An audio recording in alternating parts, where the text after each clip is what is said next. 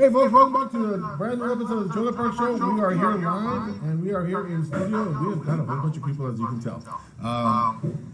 It's been a while since I've been on the show. As you can probably imagine, it's probably been, what, a year and a half since 2018 or something like that I've been on. We have a very special show coming on today, and Pokey had said, you know, Gabe, you gotta come on, and originally I was gonna be as a providing input, but due to some circumstances beyond our control, I'm going to be co-hosting with the lovely Jennifer. It's here with us. Before we go down the panel and talk to everybody about and do introductions, I do have to say one special message, and I told this to my daughter that I would say hi to the lovely Princess Sophia and to my wonderful grandson Logan, who's probably watching right now. At least I hope my wife is letting them watch. But we wanted to go and say hi and hope everybody's doing okay. So we're here, and we've got Jennifer Drabbant, who's part of the Austin Young Republican group. I'm the president of the Austin Young Republicans. I am a precinct chair for the Travis County GOP, and I'm a teacher. Sorry, we just had a very close up with Jennifer. Jennifer was very surprised about the appearance. So if we can, and let me do a little bit of disclosure here. So Jennifer and the gentleman on the far end, Casey Ramos, are actually, we're all educators. We work as teachers in some capacity, and so you have a very unique group of people that have input and insight to what we're going to be talking about today. If it's okay, I'd like to do introductions. I know here with James Dickey. Sure. My name is James Dickey. I'm the chairman of the Republican Party of Texas and formerly the county chairman for Travis County. And very happy to join you all tonight. Very cool. Mr. Rodriguez. And I'm George Rodriguez. I have a program called El Conservador on podcast as well as on KLUP 9:30 a.m. in San Antonio, as well as I'm a Fox contributor, Fox News contributor. Worked in the Reagan administration, worked on the immigration law that has been decimated. And been involved in Republican politics, longer than Jennifer's been alive. Ms. Bernadette? I am Bernadette McElroy, and I represent the Republican Hispanic Citizens in Action in Harris County. Thank you so much for inviting us today. Very cool. Thank you for being here with us. And Mr. Ramos? Again, my name is Casey Ramos. I'm born and raised here in Southeast Austin, Texas. And I'm a teacher myself, former professional boxer with Top Rank Incorporated, former also 2016 city council candidate, second place runner-up, and I'm not a Republican, I'm not a Democrat, just a nonpartisan for everybody. Very cool, very cool. So we have a lot. Actually, we've been given an extra 30 minutes to talk about everything that's been going on. Not necessarily in the nation, but we do want to have a very important discussion in regards to outreach. One of the things that I got to see personally in 2016 and 2018 is people that were asking for to be spoken to about what's going on, especially in the Latino community and the African American or Black community, however you choose to identify the individuals as. We saw a lot of people that were saying we need help. We want to know more about you guys. And it was and I will say this from a conservative standpoint, it was very difficult. It was very difficult going in. We had a point where an outreach director that we had for Travis County would frequently get into arguments and got to at least one fight with one individual, at least in East Austin at some point. But we got to see this trend going on everywhere. A lot of the discussion we're going to be having today is going to be dealing about doing outreach. Especially in the conservative, on the Republican side, or on the conservative standpoint. It's not to say that we do not want to talk about what's going on the Democrat side, because many of us actually have input and insight on what's going on there. So we want to talk a little bit about the outreach that's going on.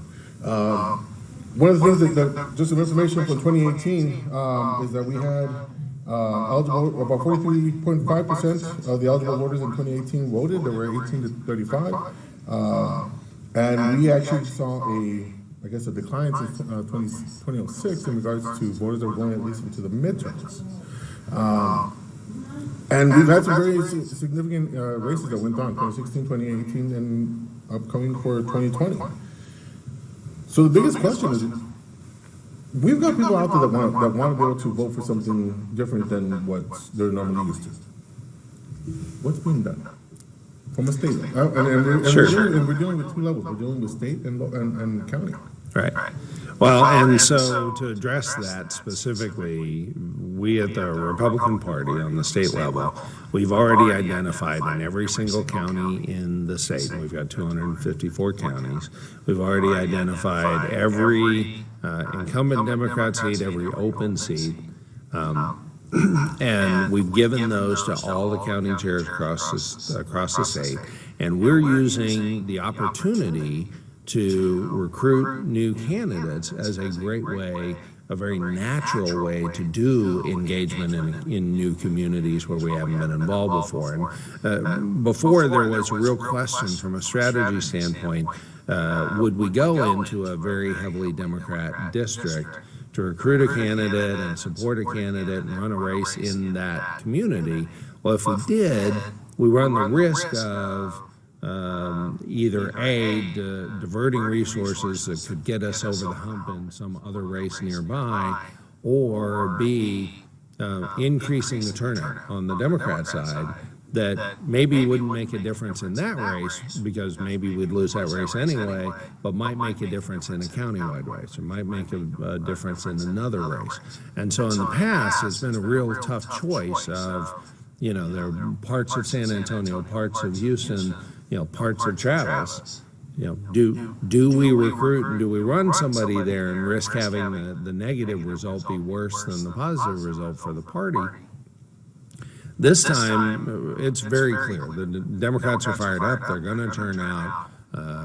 They're motivated by the presidential campaign, regardless of who the nominee is on their side. They're motivated by the possibility of flipping a Senate seat. You know, O'Rourke came so close to flipping the Senate seat from Cruz that they're very motivated by that. So they're definitely going to turn out. We have to do our job to recruit candidates. Good news is that gives us a chance to be really active in communities we haven't been active before, and gives us a chance to recruit candidates in those communities, and then not just candidates, but candidates, volunteers, voters, to interact with a whole lot of people we haven't before, and deliver our message of opportunity for all. I mean, we fight for what we fight for because we firmly believe that our policies lead to the best result, because that's what we believe, it's so important that we spread that message to every Texan. And I want to add that when you were chair here, that's something you were really good about, was making sure we get out into communities that Republicans usually, you know, and kind of stay away from. And that was something you really did well, was try and get involved and get out and talk to all kinds of people. It is important. I mean, there's an old adage, even in business, but it applies even more in politics. People don't care what you know until they know that you actually care. Right. And so a big part of what we have to do is show people we care about them and that we fight for what we fight for because we care about them. And that's, I love that we're, you know, good news, bad news, right? Bad news is we had some unfortunate losses in this last election. The good news is this gives us a chance to spread our message to a whole lot of people we haven't talked to before. Okay. So Casey, I got a special question on related to this part. So you've lived in East Austin, I guess, or the East Austin area for, I guess, your whole life? My entire Your life. entire life. So one of the things that I got to experience in East Austin was kind of the expectations. I mean, my view is that there's a lot of people that had a history of saying we vote a certain way, and that's basically it. Some people kind of looked a little bit different. And then they chose to break away in one fashion or another. One of the biggest impact that I saw was there was a lot of people that did not see politicians going out and do door to door, or people going in and say, "Hey, vote for me or vote for this person," because of certain perceived perceptions that they had to have who they were in the vote for. You ran for office. Did you see did you have any interesting conversations with people saying, well, why should I vote for you, or I have a certain level of expectation? I mean, if you can share a little bit about your experience on that end. Right. Most of the time that the door-to-door that I was doing, with people not so much caring about Democratic or Republican, they weren't really too involved in those parties. They were just involved about their taxes, like their bottom line was the main focus, the main topic. But I noticed that when I was running, in order for me to get votes, the main people who were voting, who already knew about me, who knew my name, who wanted to know, who I was, were from the Democratic Party. So majority of the people in Southeast Austin were Democratic Party. So I noticed that, one party definitely has an advantage in. How did they know you? Let me ask you that. How do you think they knew you? Well, before I was a professional boxer, I've been a professional boxer for 10 years. I reached the highest level, fought on TV, got signed up with a major company, fought in Vegas, California, all over the world, So people knew who I was already in my community. That's why I decided to run. If I didn't have that prior, I guess. Visibility. Name recognition. Would be the big part. So, but I noticed that people didn't really, anybody that was voting for me didn't ask if I was a Democrat or a Republican. They were just, I didn't care if I was a Democrat. I really truly want to be nonpartisan because I want, like he was saying, the best. Like I truly care because I choose if this is the best policy, whether it's going to be conservative or liberal or whatever. I have to admit, on the last election, I didn't vote straight Democrat. I wasn't like most people who just click the straight Democrat and go, I actually did my research and voted for some, voted for some nonpartisan, then voted for Democrats. All the possibilities because I wanted to choose who's the best. That's what I want to go for. And I noticed that there are people who feel the same way as me. They don't want to go too far right, too far left. They just want the best for everyone. Right. And so I agree with that. So, very cool. So, Ms. Bernadette, tell us a little bit about how the outreach is going on in Houston. I mean, we've been talking about outreach and what's your experiences in that area? Well, when I formed the group back in 2008, I grew it with 4 people to 125. And we had various representation. I have to agree with the gentleman that in Latino communities and Hispanic communities, because there are 2 types of Spanish people speaking, Latinos, there's Central America, Hispanics, predominantly from Mexico. We all have a way of seeking certain things that will be beneficial to our way of life, but at the same time, we're very similar in social issues.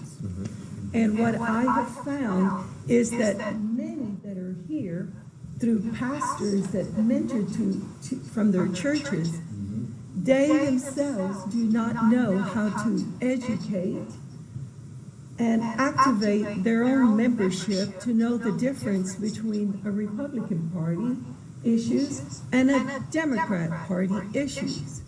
And I feel that the Republican Party, through the years, had never come together cohesively with their grassroots base in our area to do the correct messaging.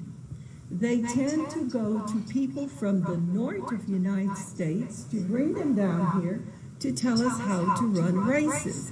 That doesn't work. So I just met Mr. James Dickey. I'm glad to hear that he did quite a bit in your county.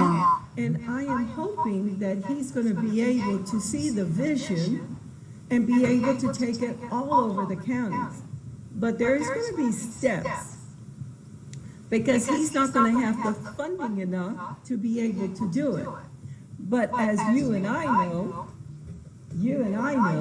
the Democrats know how to use the soldiers, the footwork, people like us to do a lot of things free. We know how to motivate the young generation, and we bond with them so that they have a purpose in wanting to vote and determine their life outcome. We have to connect all these things together, and that's what we tend to do in Houston. But we do it now more individually, and yet we get together, only the board, and we talk about what we're doing. And the reason why we no longer are active as a club is because at that period of time, the Republican Party was very separate, very segmented in their clubs. Each one stood as an individual. And when you're running a tight race and you're running to win, we all have to work together, even though each of us are individually in a club, but the club has to have a purpose. There must be a working plan coming from the Republican Party that bonds us together and make us work together as a unit. That's what we do in Houston. So, let me ask, add a little more now, I got 2 minutes to lead us on the outreach. So are you wanting to have, because this is one of the conflicts that I have as a candidate. Are you wanting to have candidates or people that you want to support to be in lockstep with everything that goes on in there? Because what I've seen in several cases is that we can agree with certain things, but if there's some absolutes that individuals says, no, if you and I do not agree with everything, that's it, we're done. Is it something that you guys are saying, it's lockstep with everything that the party believes in, or is it something where you're saying? The party cannot be in itself a hierarchy where you and I are the minority sitting in the chair being told what to do. We have to be inclusive around the table to be engaging of what we see. And the past cannot continue to be like that. It will not continue to work. And at the same time, the advertisement that comes out in the Latino community is going to be very different than what comes out in Conroe or the Woodlands. Everything has to be coordinated to make a difference. I have no message now in the Hispanic community. I wouldn't know what to go in and say right now, because we have not come together to educate on the words, the appropriateness of what will be important to a mother, to a single mother, to a dad, to an educator. There is no message. So I'm waiting to see where's the purpose, where's the message, and in the meantime, my group sits back and wait for the Messiah coming out of the RPT. I think another outreach group that we have to pay attention to is also those 18-year-olds, those high school seniors that are coming out and graduating. There's a lot of them, and a lot of them are very angry, and they're not sure why. They just know that they hate Trump. Yeah. Like if you mention Trump, right? Like they'll probably start cursing. But they don't know why. They're very misinformed. I think the word is ignorante.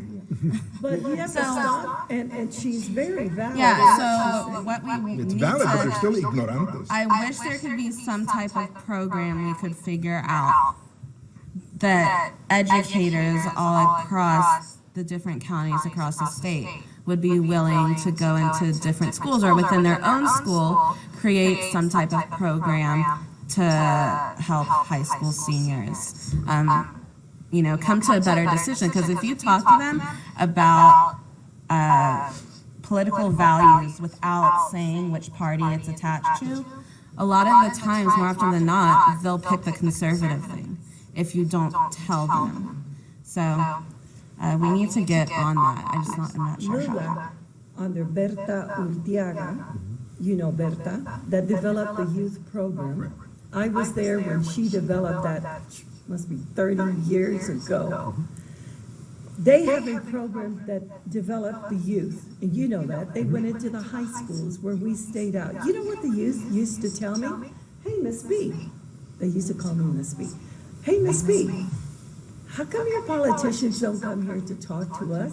Why is it they always run into the elementary, into the library, and they're stooping down with coloring books? Why is it they're not here to talk to us? We are graduating next year, and we have issues we want. And I used to point that out. Can't say to who, I'll tell you after. I used to go to those persons in the hierarchy of the Republican Party and point those issues out. They want to hear from you. You have to come in. And I agree with you. Is that going to happen? I am just waiting to see what the chairman of the Republican Party, James Dickey, is going to do.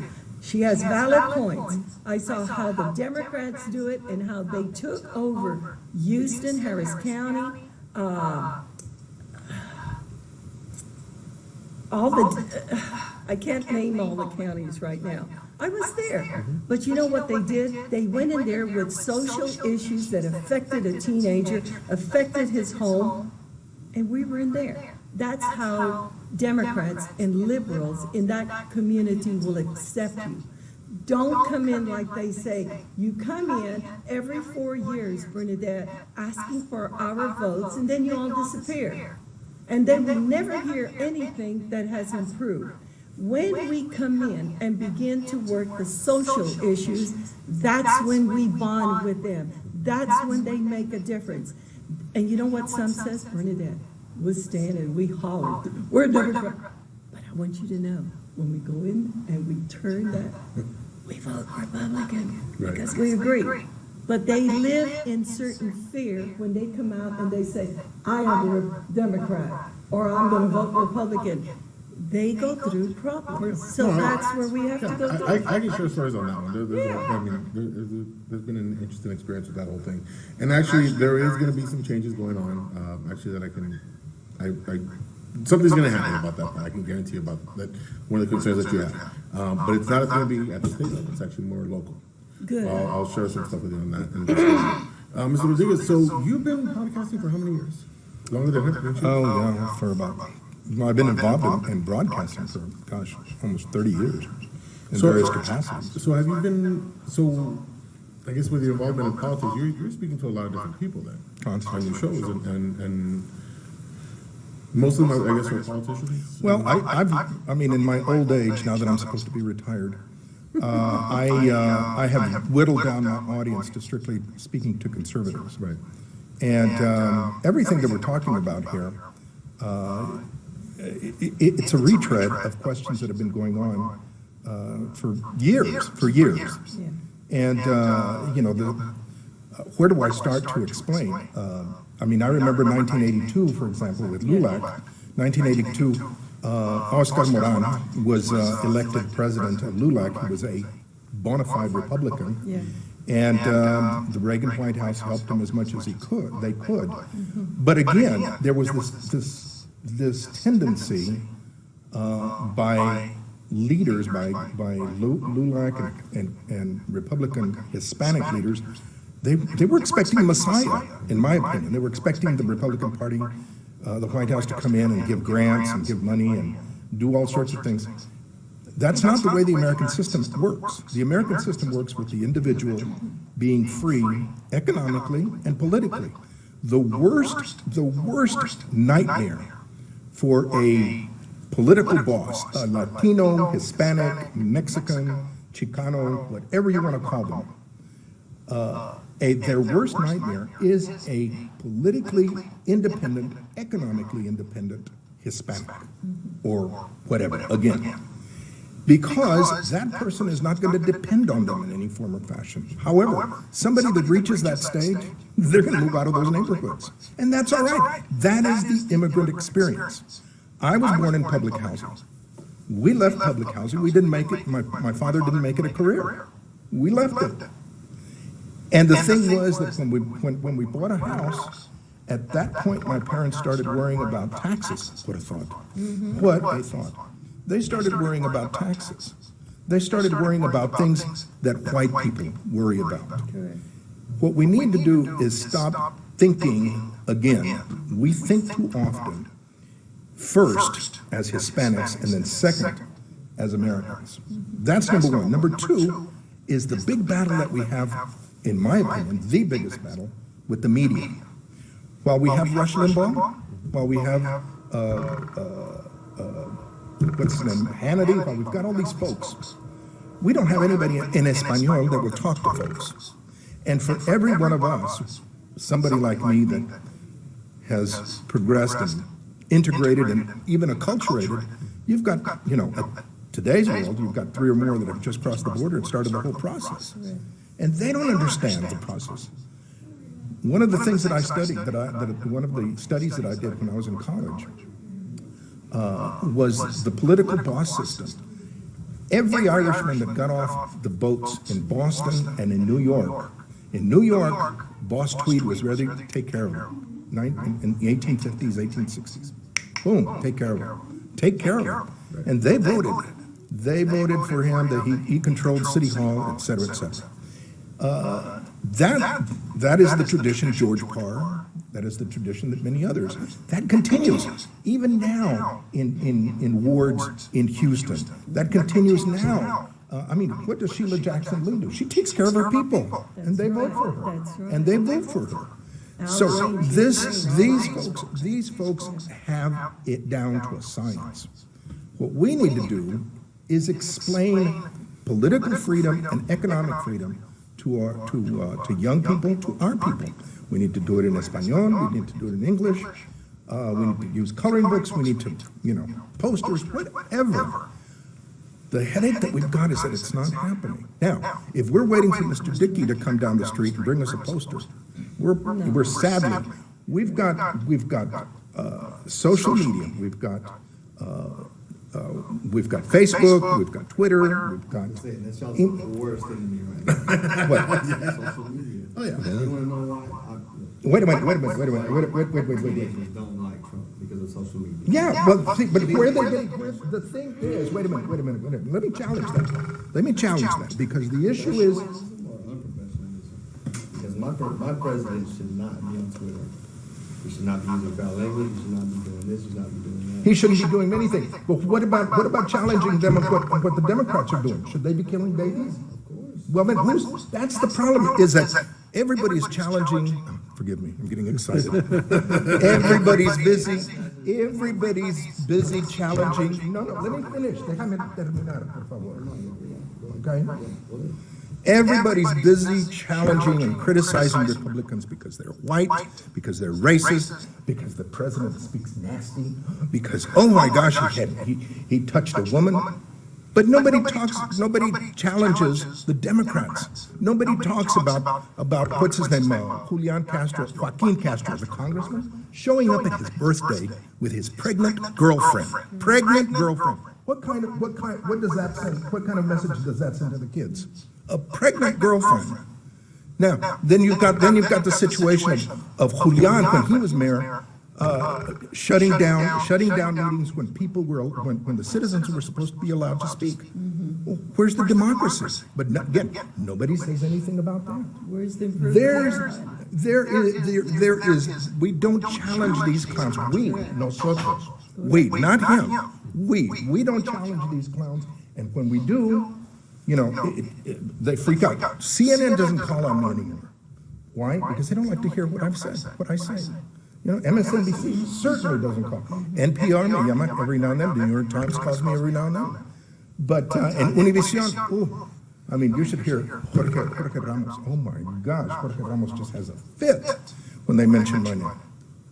Why? Because they don't like to be challenged. Right. So this is the issue, is that we have got to be able to challenge them in their backyard. And we've got to do it in Espanol, we've got to do it in English, we've got to do it any way we can. Right. And I'm going to go ahead and kind of support a little bit about what Casey was talking about, when you have politicians that are on social media that shouldn't be talking when they end up talking. Now, the biggest part is that we're not seeing it a lot as an extreme, I guess, if you will.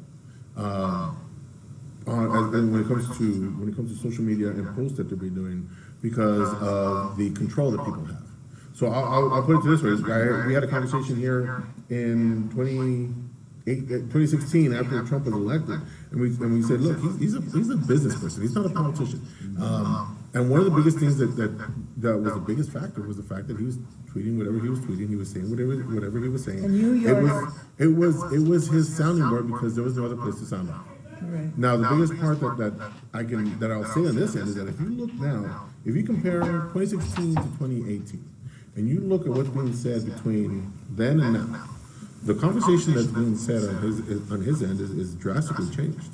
And now, it's not to say that, hey, he's a lot better. No, he's improved on that part, because it's like me, who ran as a politician or as a political candidate in 2016 and didn't know exactly what to say in certain things, and had to kind of say, hey, wait, let me take this back. Let me say this here.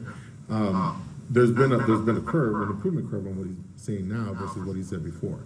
and he's not being as combative on that end. But you're right, social media can be a downturn for a lot of people because they're only seeing the negative and not seeing any improvements. And you're absolutely right on that part. I'm not going to deny that.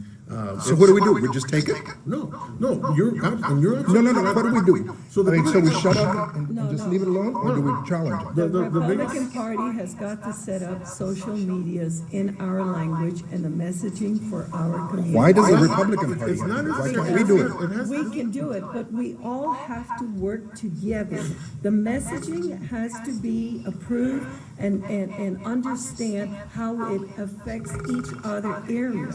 Because an American dream is an American dream for all Latinos, all minorities. And that's one thing they asked me, Bernadette. We want to understand what is an American dream that you're speaking about. They don't understand what is an American dream. I do, Right. but many of them don't. Right, because we don't. A lot of people don't believe in that part. Go A lot of people don't see that. And the biggest part that I'll put my 2 cents in this part. And Jennifer, if you want to add in this, and please do. When it comes to the messaging that's being said, it's not. I personally would not say it's the party's message that has to be said because we are representative of regardless of whichever party it is. Libertarians really suck at this part. I'll tell you that much. Okay. But when it comes to delivering a consistent message, there's got to be some type of level of saying, okay, these are certain important things you got to say. But when it comes to being able to make it into your own words or being able to interpret what's being said, then it's got to be down to the person. It's got to be down to the individual, the campaign manager, whatever the case may be, or the person that's speaking for the candidate. It's got to be said in such a way where it doesn't necessarily offend anybody or go to the point where you're like, ooh, that's wrong. That's difficult because a lot of times the message is the same, but I think for people is just how do we get to that message? Right. It's confusing, you know what I mean? So people, every time, that's why people always say like Republicans, Democrats, all the same. They always talk about taxes, education, you know, the same things, and a better economic growth, right? So, but how do we get there? How do we get there? Right. So, and that's what. That's where I wish Trump would not waste his energy into the tweets that he's doing. Gavino has warned him of the consequences of picking his fights on that. Now, if he was to come on his tweets and talk about the bills that he is signing or the bills that he's wanting to generate and the purpose of why those bills are important into our lives, then he's sending out a very good message to us to work on. But I am tired of hearing the repetitious up there and then the repetitious down in Texas because they're not matching up. So let me tell you a little bit about since we're on the president right now. I follow his Twitter account, okay? And a lot of stuff that he says, hey, I'm supporting this, I signed this, we're pushing for this. So the intent that he wants to do, he is pushing on there. Yeah, he says a couple of things that are kind of out of the ordinary, but he is pushing that message, and it is sent in such a way where people are like, I don't want to hear it. And that's the biggest part. I mean, because you have a person that's very outlandish, will say something out of the blue, okay? But when it's something very important that he wants to talk about, he says, this is what I'm going to do. He says it in such a manner that is very important, but because of the stuff that's going on over here, that's being said, they're not listening. They're paying attention to over here and not paying attention to the important parts. When it came to prison reform, let's look at prison reform.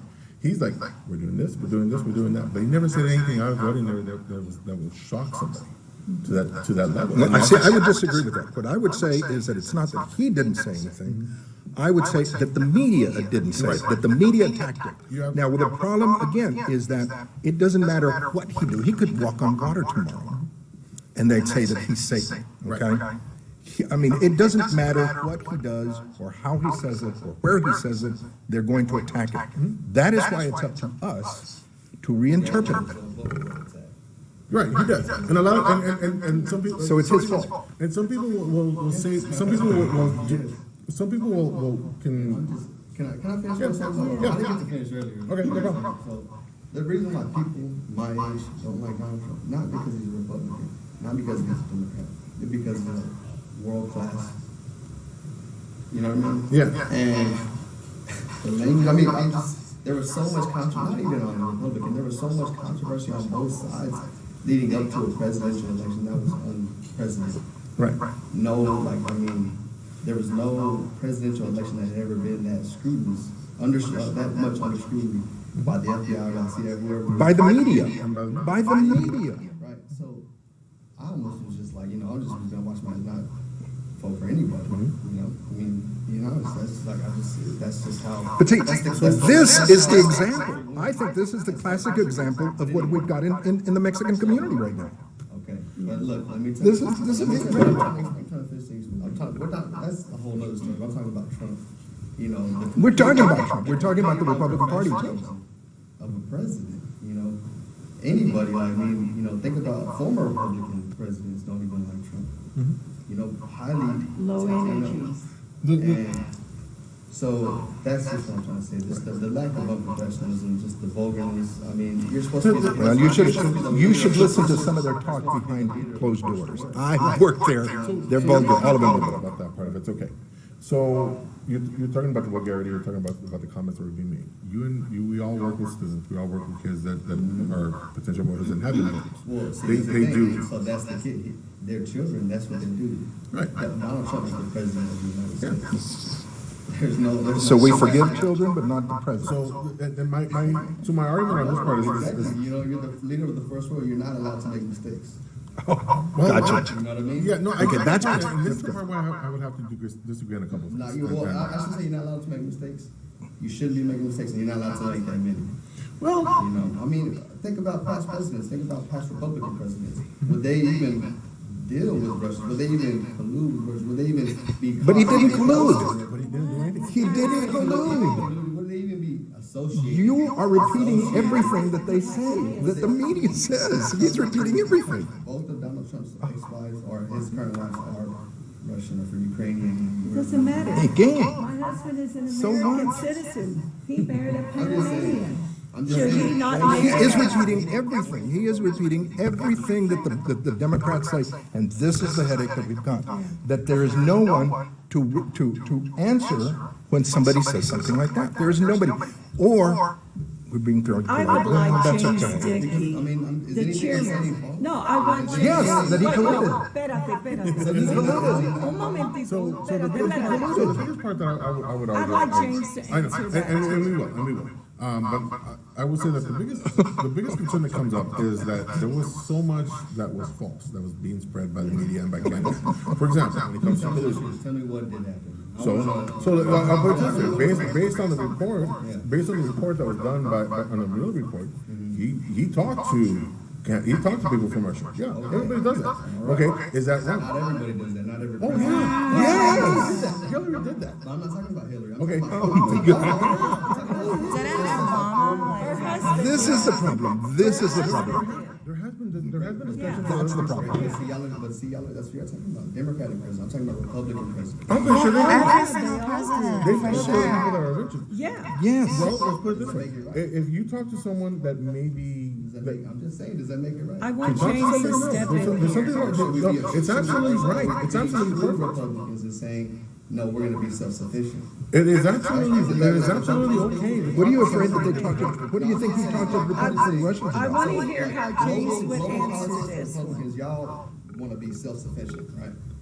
Y'all want to be self-sufficient, like, where we don't depend on anybody. That's the ideal Republican view. Not necessarily. That's not the Republican The biggest part at all. that actually isn't, because we actually have partnerships. If that was the case, we wouldn't have redone the partnership. We wouldn't have redone that. We wouldn't have looked at other partnerships that are going out there. The biggest thing is that they're saying what's in the best interest for us, because and I can tell you, NAFTA was the worst deal ever given. I saw people lose. Oh, that was Clinton. That was Clinton. Okay, he's the one that actually ruined El Paso, Texas, Yeah. because of all the manufacturing that was going on. Because of that happened, we actually had a lot of females in Juarez being killed because they were working. They now became blue collar workers in Mexico, and because they were working and destroying the perception of what the machismo is, they were dying left and right. Okay, because of that. You go to any other country down further south that has the same culture that says the man's supposed to be doing all the work, and women were working, it destroyed families. It destroys, and even now, you're seeing some of the impact that's happening now. I mean, I go to El Paso every, at least twice a year, because it's my hometown, and you can see some of the impact. You still hear stories of what's going on because women are working and they're like, hey, guess what? You're not supposed to be doing that. And it destroyed it. It destroyed a culture that's not even in our own country. And the biggest part is that there's nothing wrong with talking to people. Hell, I talk to felons. When I was running for office, I talked to people I should not even be talking to. Sex offenders, pedophiles. But they had a voice. Is that wrong? No, that's not wrong. And it's the exact same thing. If you're looking at a country level, at a person that says, hey, I got some stuff for you.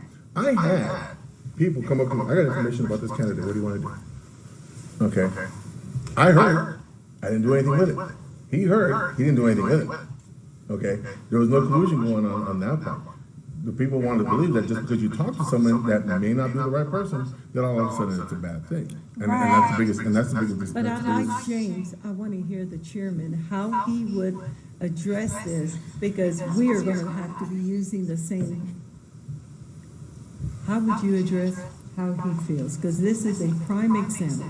Well, so first of all, we can loop back on how you feel, and that's we'll address that. But the short answer to the question you asked of like what did the Mueller report conclude? What actually happened? Well, what it did, they spent 200 pages and a lot of research and a lot of lawyers, and what they found was there were a few bumbling attempts to try to make the Trump campaign somehow interact with somebody who could be shady, and that none of them went anywhere, which is exactly what you'd expect. Campaign's a very busy operation. You got hundreds of people on a national presidential campaign. You have thousands of people, right? And they're getting hit with stuff all the time. We have this great new TV ad. We have this pitch. Here we've got this candidate who wants to endorse you. I mean, they're getting hit with pitches all the time. And there were a handful of bumbling attempts to do some things, and none of them went anywhere. And so that conclusion, there was like 200 pages of that, right? Well, and then this thing was tried, and it went nowhere. And then this thing was tried, and it went nowhere. And this other thing was tried, and it went nowhere. So there was... No, it was attempts by other people from Russia, or people who had ties with Russia, or people who may have had ties with Russia, all of whom may have tried to stuff. On the other hand, separately, on video, there is President Obama, as he's trying to get reelected, telling the Russian ambassador, don't worry, after the election, I'll be able to be cool with you, right? So, and that's on the record, right? And then we have, Secretary of State Hillary Clinton doing billions of dollars of deals with the Ukraine on the record while in office, right? We've got Biden's son getting $1 billion deal, and Biden getting the prosecutor in the Ukraine fired, right? Because he was looking into Biden's son and what might have been illegal as far as they were doing. I mean, what concerns me, and I'm not sure yet what the answer is, but I do think social media might be part of our answer for it. A Reuters newspaper reporter, right? And Reuters is a fairly well-respected organization, right? Worldwide news organization. A Reuters reporter in January admitted that for a year before the November election, he had proof of just vile things that O'Rourke had written when he was young, right? Stuff about murdering kids, stuff about all sorts of just despicable things that they knew for a fact. This reporter had proof that that's what O'Rourke had done years before, and he promised O'Rourke, I won't release that until after your election with Cruz. In what world is that okay? And in a world where we want accountability, right? We want responsibility. Your question was, do we believe in, it's not that we believe in an absence of any interrelation. It's we do think personal responsibility is an important characteristic, right? We are frustrated because the press not only seems to have no sense of personal responsibility. I mean, we've seen stuff lied about left and right, but they don't even seem to have a sense of corporate responsibility, civic responsibility, right? There is no world in which the voters didn't deserve to know that information. And we had a reporter, because he preferred Democrats, said, I'm not going to release this until after you're done trying to beat the Republican. And only when O'Rourke then started trying to compete against Democrats, only then did the story get released. Just like O'Rourke's, not just DUI, but fleeing the scene of the DUI, we tried to get that talked about last October, last September, when it would have affected the election. And newspapers wouldn't run it. The one newspaper that did, they did like a 3-inch story on a Friday night. And that was it. They buried that sucker because they are so much in the bag. And while, yes, you run the risk. The more you communicate, the more open you are, the more transparent you are. You run the risk of being an imperfect human being that has big failings, right? We all do. And yes, sometimes we in one sense, we want our elected officials to be held to a higher standard, and a higher standard in all senses of the word. But separately, especially in a republic like this, we also want them to be human, and we don't want them to think they're royalty, right? We want them to be real. That dynamic, that conflict, that's a challenge. And President Trump, just because of who he is and how he is, has taken that way past the thing. But when we have a press that will not do their responsibility, that will not hold elected officials accountable, that is clearly all in the bag. I mean, that's what's frustrating. What you were hearing here earlier was a lot of frustration and what's really scary in the Mueller report is they got hundreds of pages where they were clear, they were trying everything they could be. There's a great book called 3 Felonies a Day, and one of those scary messages of it is, you know what, if a prosecutor went after any one of us, if a federal prosecutor really went after any one of us, they could almost inevitably find something, right? There's a story of some poor little girl who tried to be nice during the Clinton White House and sent Mrs. Clinton a dream catcher, right? It's this Native American thing. Well, the dream catcher had a feather in it from an endangered bird. And as a result, not that the girl had killed a bird or anything, but because that was there, this girl ended up having to deal with crap. Even though we face a society where almost anybody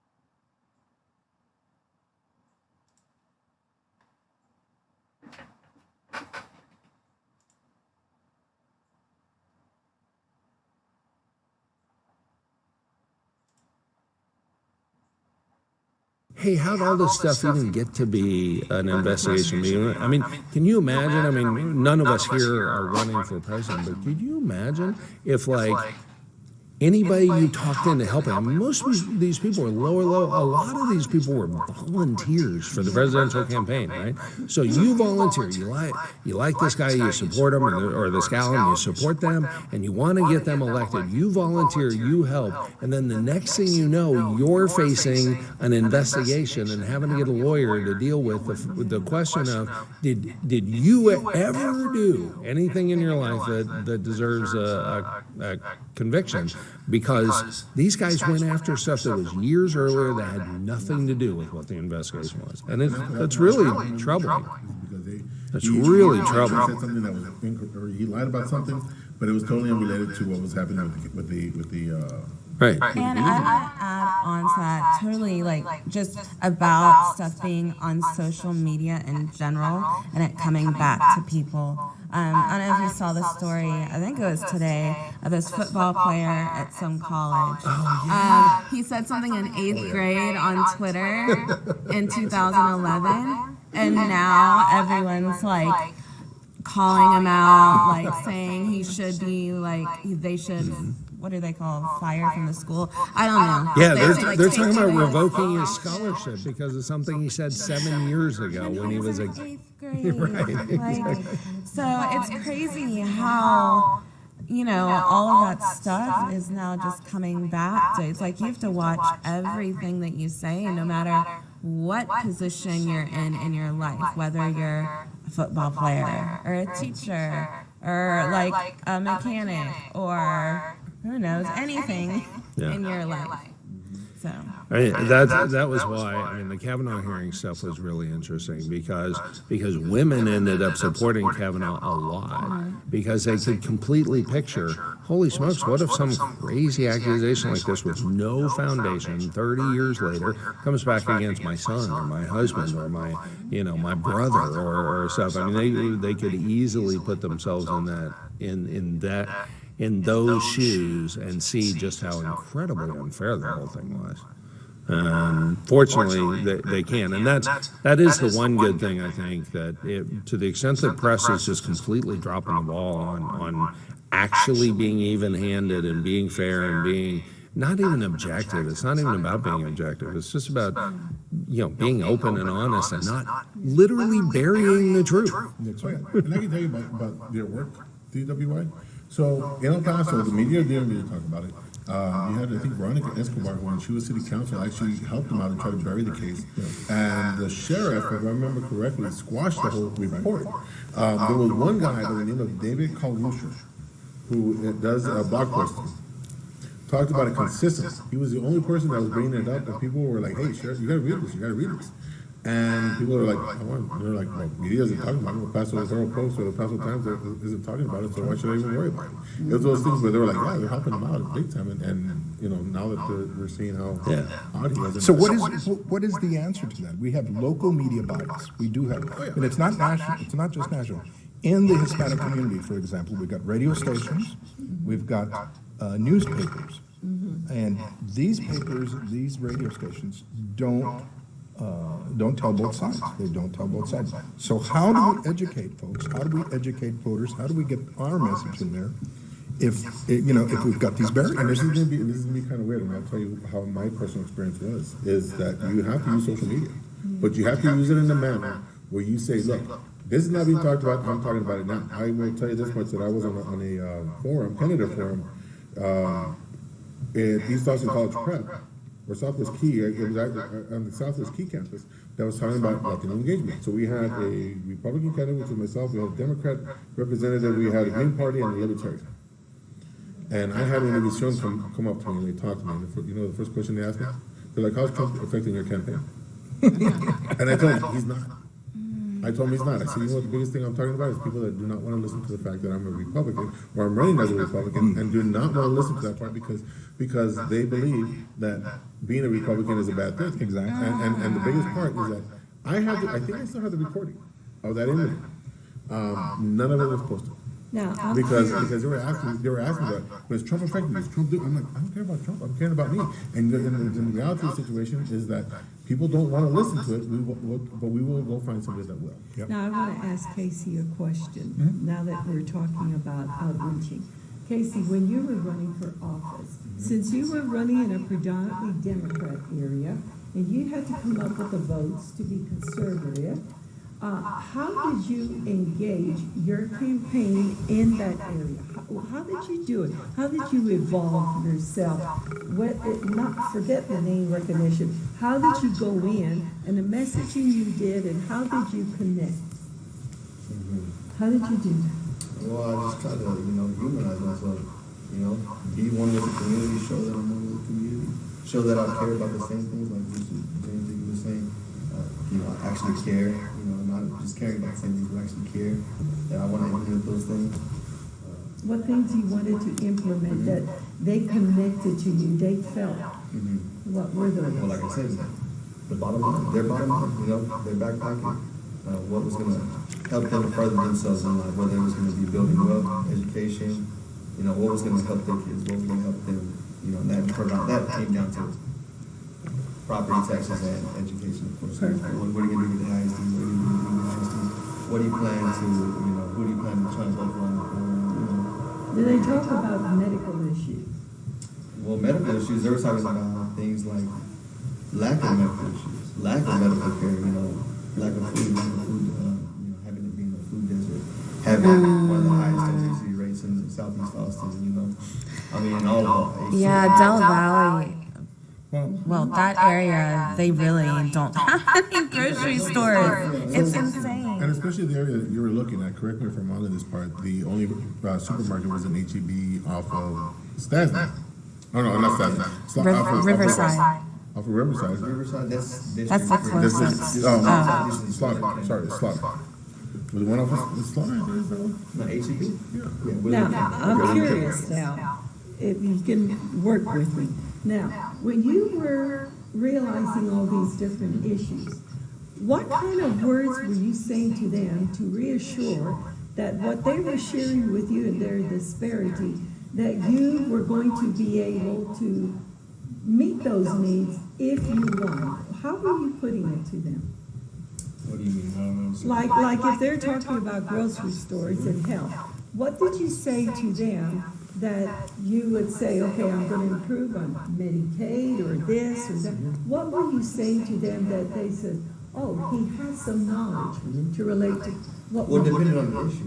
Whatever, pick 3 issues: education, health, and Well, the biggest issue that was going on at the time was code notes. what? Code notes?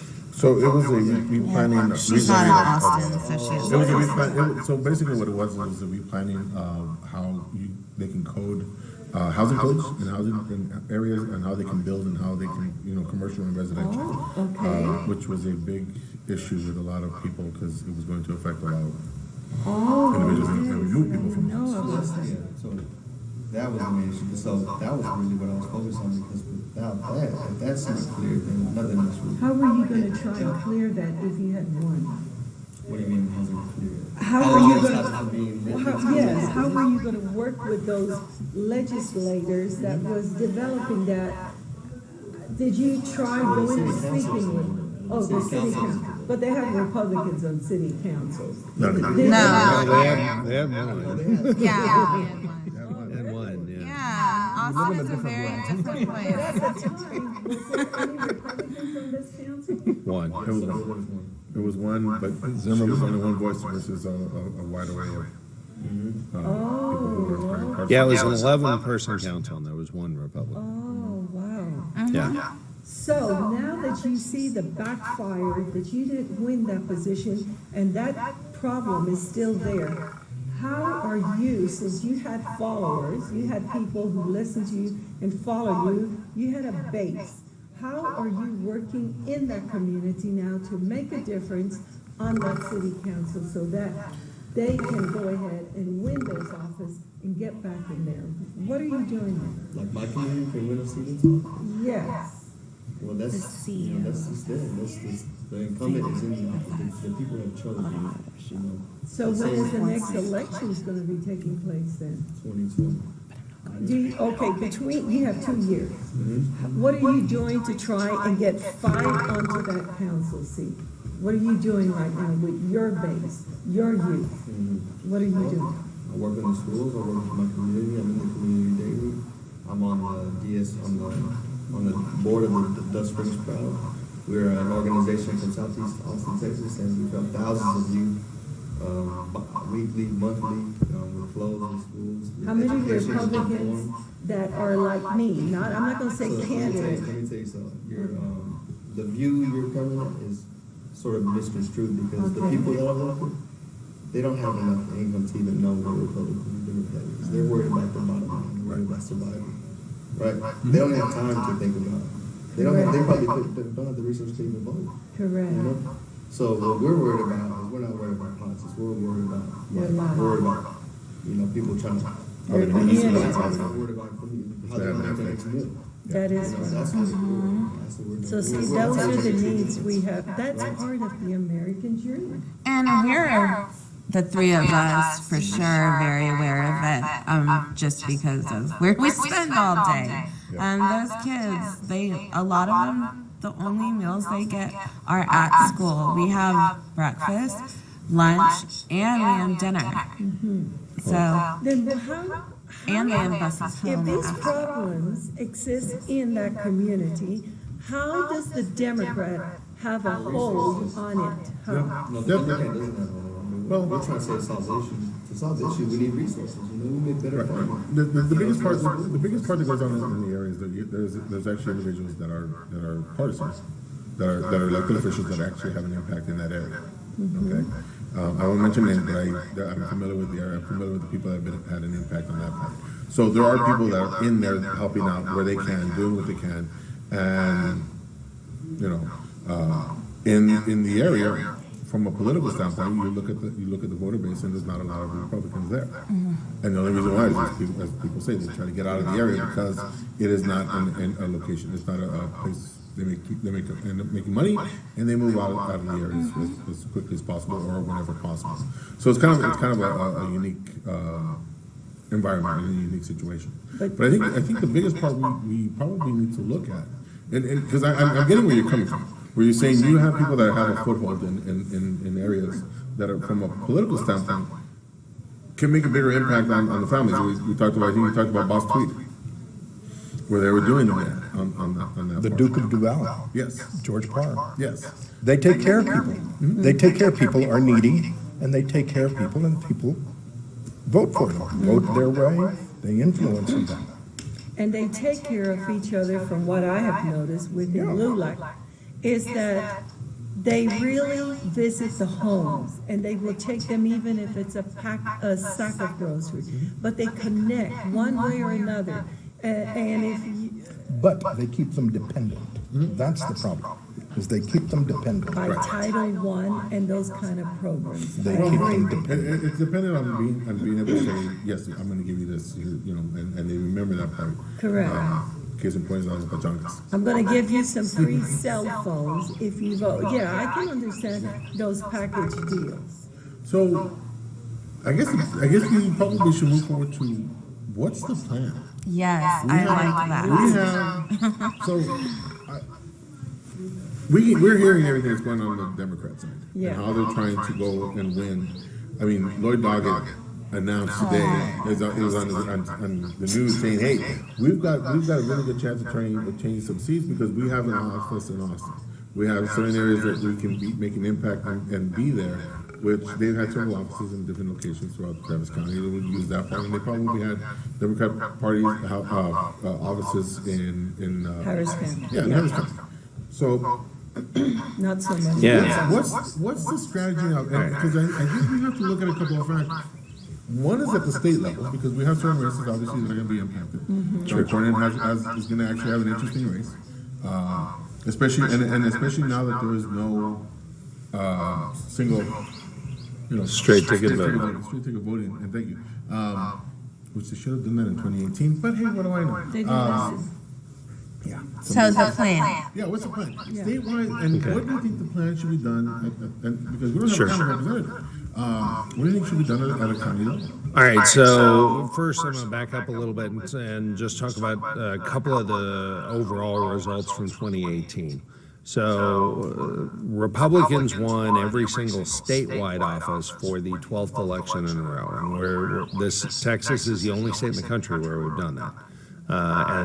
But Democrats got really excited because O'Rourke came within less than 3 points of beating Cruz, and so they came the closest they had come to winning anything in Texas in a long time statewide.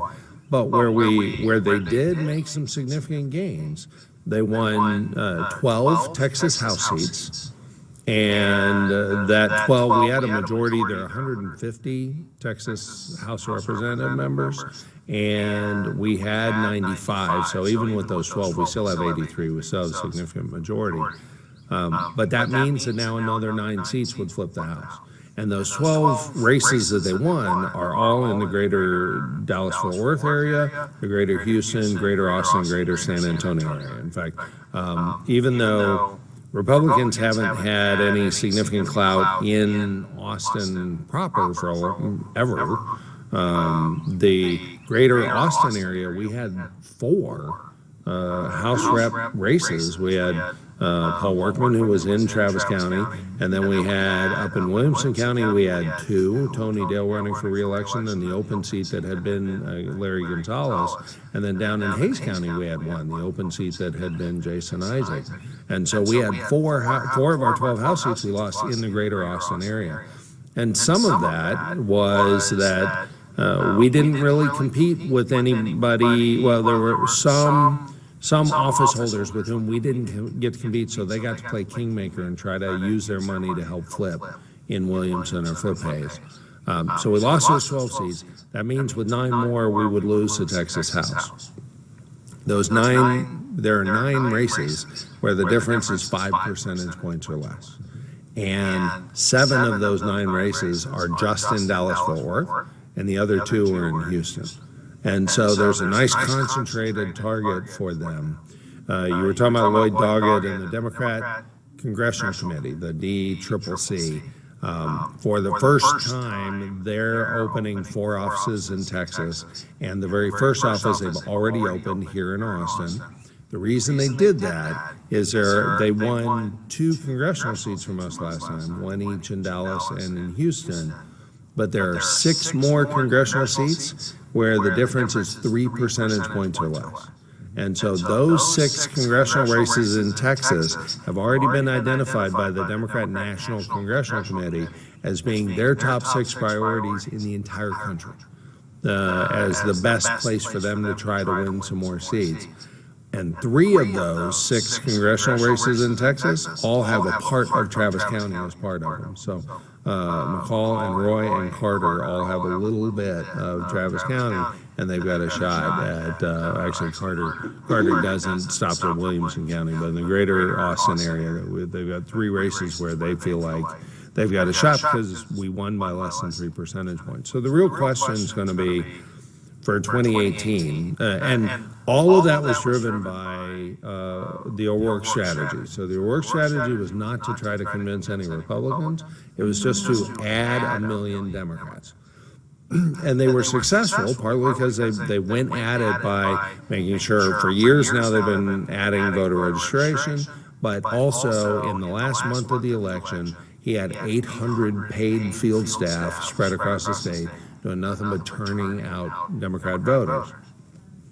So they did add, their goal was to add 1 million Democrat voters. They actually added more than 1 million Democrat voters compared to the last gubernatorial. They increased their turnout by more than 100%. Fortunately, we had increased our turnout as well, so they ended up a couple 100,000 short of what his goal was. But this next election, we're expecting that there's going to be more than 2 million more votes this next election.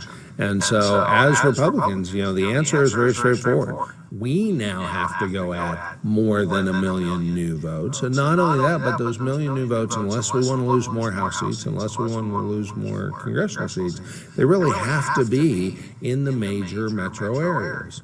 And our best estimate is that between the major metro areas, it's going to be a significant majority of the increased vote turnout is going to come from those areas. So we're already hard at work on identifying new movers, on doing voter registration. In fact, I will tell you, anybody out there, if you are not registered to vote and you live in Texas, just text TXVOTE, TXVOTE, text that to 72,000, and we at the Republican Party of Texas will be glad to help you get registered to vote.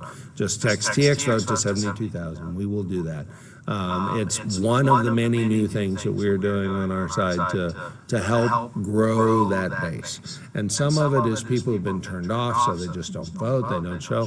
We had over 200,000 people who voted in our primary, because we set a record in our primary in 2018. We had 1.5 million primary voters for the first time ever.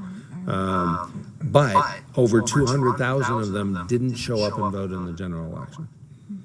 Thank goodness we did a good job growing the rest of the base. But Texas is growing, the population's growing, the voter base is growing, and the more the population grows from other states, the more our voting behavior will be like other states. It's really important, meaning our people will turn out more. They'll turn out at a higher percentage. It's just really important that we spread the message, folks, and we have to make the case. We have to make the case to people. We have to earn their vote. We have to earn their respect, earn their trust. We have to earn their vote. And that is, why our policies matter. And in a lot of cases, it's just reminding people, those who move here, just reminding them why they moved here. Because it is a phenomenally successful state. Well, it's not a coincidence that we've been named the best state for new employer starts in the last 14 years in a row, and we've controlled the Texas House and all of Texas government for 16 years, right? It's not a coincidence. One question. How did Beto turn out the vote? How did he get them engaged? Because I'll give Well, he had 821 paid staffers in that last month. that was. That's the question I'm going to ask you.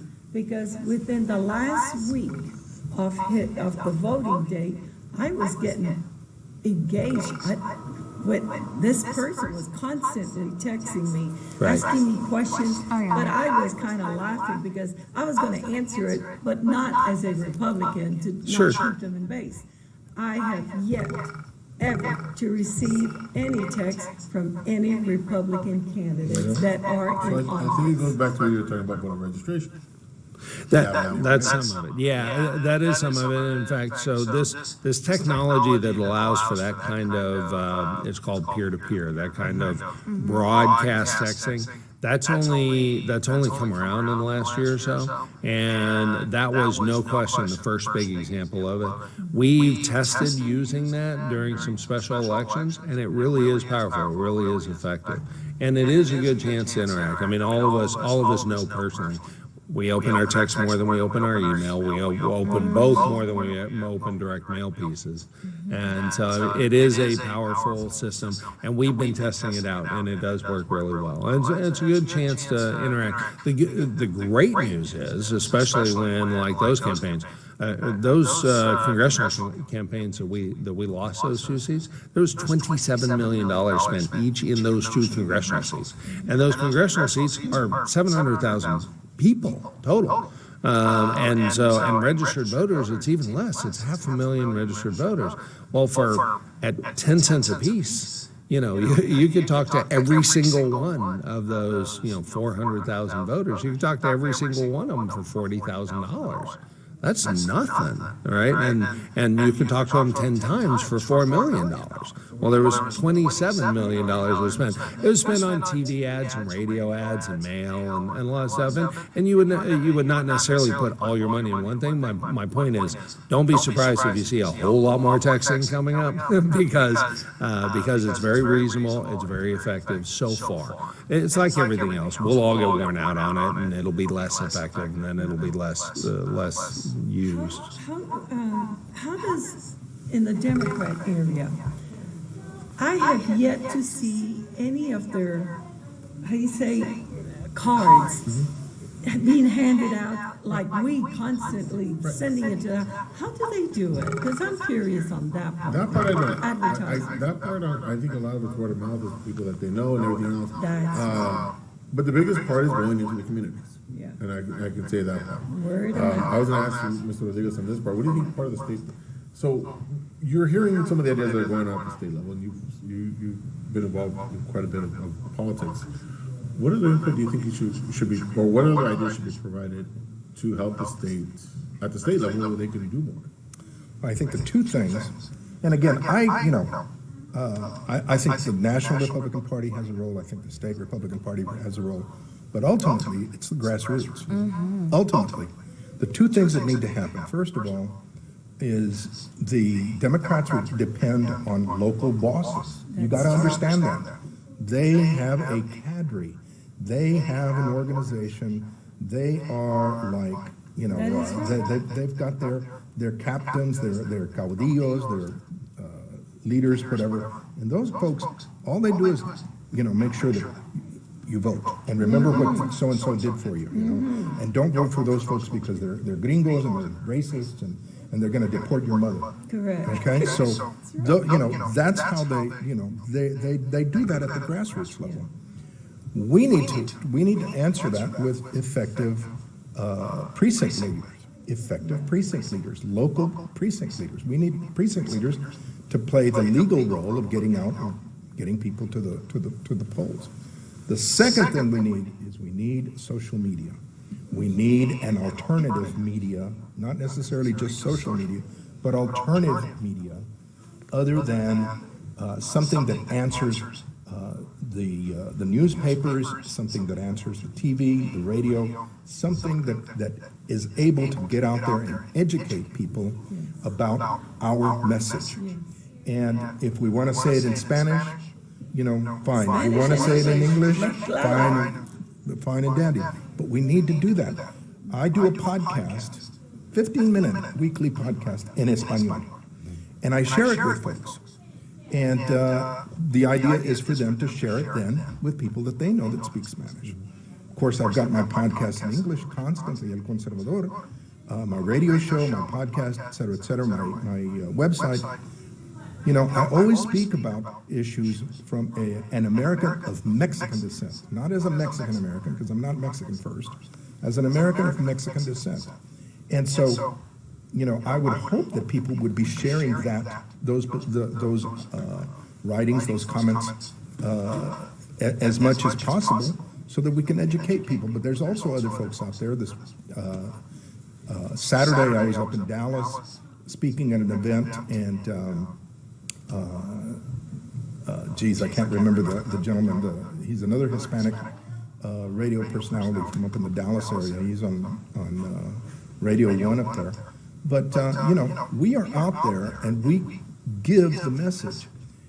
It's just a question of people getting the message and passing it along. Are you getting a lot of pushback when you give out that message? Oh, gosh. I've been called a racist. I've been, Same. thrown things at. I've had to have, the police have to, escort me to the car. But again, why do you want to shut me down if you believe in freedom? Right. If you believe in freedom, let's have an open discussion. Don't try to tell me to shut up or shut me down. Right. Understood. So now county level. So we're seeing. So let me ask you one more question about the national level. You mentioned about the RNC, the national RNC having an impact here. Yep. Texas is considered the last stronghold for Republican, conservative use. Is the National Republican Commission or group? Are they a party? Are they going to be? How involved are they going to be? And here's why: we're seeing money coming in from California, all these different, Right. I mean, New York, all these other people coming in to support certain candidates. How's that going to work out? Yeah, that remains to be seen. In fact, I've got meetings with the RNC over the next couple of days, and hopefully they will be a meaningful factor here, and that would be good. I know I've talked to some folks on the Trump campaign, and they've indicated that they intend to be a significant factor in Texas, and to his credit, the president has done more campaigning here than I can recall any other Republican candidate doing here. I mean, every Republican does fundraising here because we are generous people. Texans are generous people, and so we have consistently sent good amounts of funds to other states and to national candidates. I think, though, that a lot of our donors are very concerned about Texas, and so that's a good thing. So, we're going to be working on doing voter registration, recruiting candidates, having people in all of those communities where we had any losses, where we faced any losses, and where we haven't necessarily been as visible in the past. And I, for one, am excited about the chance to spread our message to people who haven't heard it in person. And it's like anything else. You don't expect to win everything first time out. There's going to be a lot of areas where we're going to butt our heads against the wall for a short period of time, or for maybe even a long period of time. But you know what? If it's important, we need to do it. Yeah. Well, the core of the message is that that the life is best for all when government gets out of the way. That we can that the best, if you care about the environment is cleanest in the most successful economies. So if you care about the climate, then you should care about wanting a successful economy. If you care about jobs, right? If you don't want people to be unemployed, it doesn't help to fight for a higher minimum wage. The most important thing to do is to fight for an opportunity for a job, right? Yeah.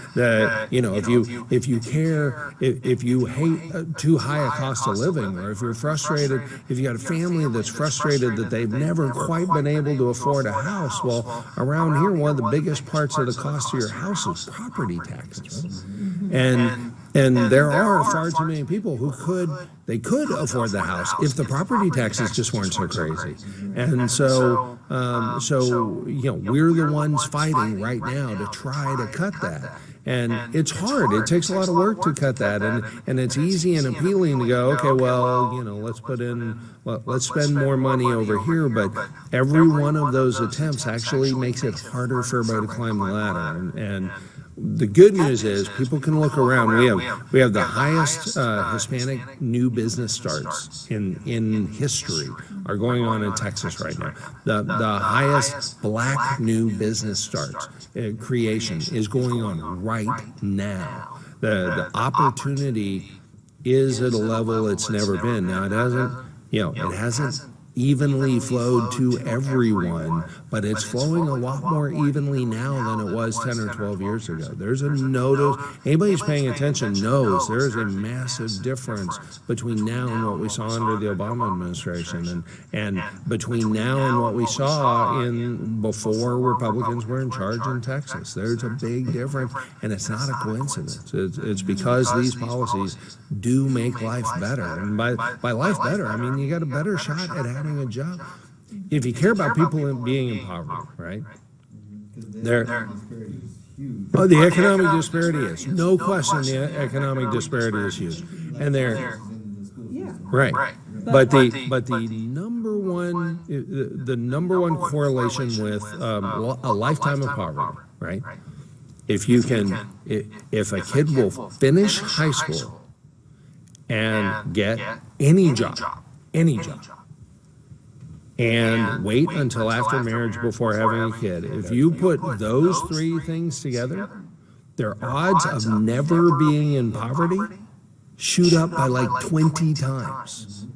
They've got like a 97% chance of never being under the poverty line if we can just get those three things done. And it's just a high school education, right? I mean, we're not talking Harvard. We're talking high school, right? And I know that's not a no-brainer. They just want to drop out. I feel like it's becoming more common. I don't know if it's just in the schools that I'm in, or if it's all over high school students that just want to drop out. Huh? It's actually a lot more than just one school district. Yeah. County, you see that a lot. Now, Bernie Sanders addressed, let's give the college kids free college and all that. Now, in HISD, in Fort Bend, they are trying to implement a program. Back in our days, they used to be training programs that you could vocational training. They're bringing it. They have to do that by state law. We're trying to expand that a lot. They've expanded in a lot of schools, and a lot of school districts have to implement those in there because that's part of what House Bill 5 initiated back in 20. That vocational training is new, and that's a Republican initiative. It's awesome. Like if you see some of the stuff they have available in schools now, holy cow! Right. It's going to give the kids have to the want to take opportunity advantage instead of making $8.25 an hour, or going to a hamburger place and making $10 or $12. Or being a bank teller making $12 an hour, now they can take those vocational classes in high school and come out making $20 to $25 an hour. But they have to want to. Well, And they that's the would. hard part. They would want to, because Yeah. every parent would want that, Yeah. because they cannot afford to go to college. Right. University Not is every- out of reach. I'm gonna counter on that part. Not every parent wants it. No. No, not every parent wants to go to college. Not many They want parents. them to go to college because they think that working is bad.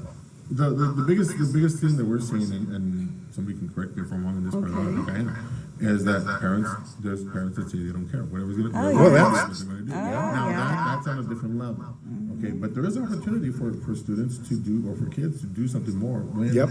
they, But making $20 an hour is the first beginning baby steps to being financial A independent. lot of parents, they want their kids to actually come and work with them. They do a lot of physical labor, and they want their kids to just work with them.